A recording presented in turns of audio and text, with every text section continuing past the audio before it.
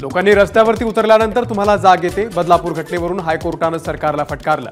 प्रकरण अतिशय गंभीर आहे। शाळेतील मुलींच्या सुरक्षेचा प्रश्न कोर्टानं सरकारला फटकारलेला आहे। बदलापूरमधल्या आदर्श विद्यालयावरती कारवाई करणार सरकारची हायकोर्टात माहिती।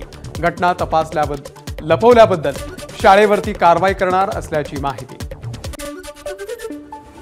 विशेष पथकाकडे तपास देण्याच्या पूर्वी बदलापूर पोलिसांनी काय केलं?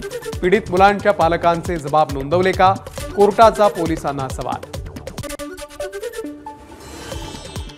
इतक्या गंभीर प्रकरणामध्ये पोलिसांचा हलगर्जीपणा अक्षम्य। आम्ही खपून घेणार नाही। आदेश देताना मागे पुढे पाहणार नाही। कोर्टानं पोलिसांनाही फटकारलं।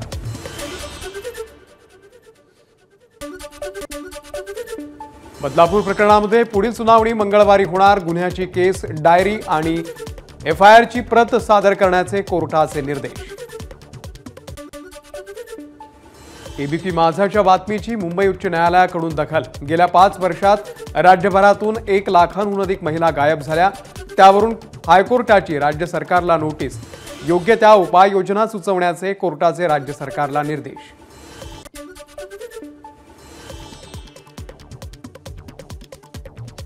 बदलापूर प्रकरणामधील आरोपी अक्षय शिंदे निर्दोष असल्याचा कुटुंबियांचा दावा। घटनेनंतर घराची तोडफोड आणि मारहाण केल्याचाही कुटुंबियांचा आरोप। भिवंडी क्राईम ब्रांचचे अधिकारी बदलापूरच्या शाळेमध्ये दाखल। अधिकाऱ्यांकडून पुरावे गोळा करण्यास सुरुवात।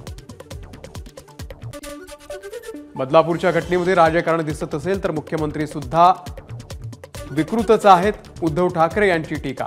24 ऑगस्टला महाविकास आघाडीनं पुकारलेला बंद राजकीय नाही तर विकृत मानसिकतेच्या विरोधामध्ये उद्धव ठाकरे यांचा हल्लाबोल। आधी बहीण सुरक्षित करा मग लाडकी बहीण योजना आणा। उद्धव ठाकरे यांचा एकनाथ शिंदेंना टोला। सर्व आंदोलक बदलापूर पुरचेच असल्याचं आता पोलिसांच्या रिमांड कॉपीमधून समोर। त्यामुळे आंदोलक भाडोत्री आणि बाहेरचे आहेत असा दावा करणाऱ्या शिंदेंना पोलिसांची चपराक। संजय राऊतांची टीका। 2 दिवसांपासून महाराष्ट्राचे गृहमंत्री कुठे गायब आहेत? बदलापूरच्या घटनेवरून माजी गृहमंत्री अनिल देशमुख यांचा फडणवीसांना सवाल।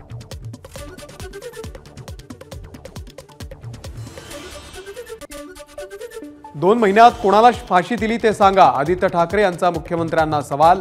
महाविकास आघाडी सरकारने केलेला शक्ती कायदा 3 वर्षांपासून प्रलंबित ठेवल्याचीही आदित्य ठाकरेंची टीका।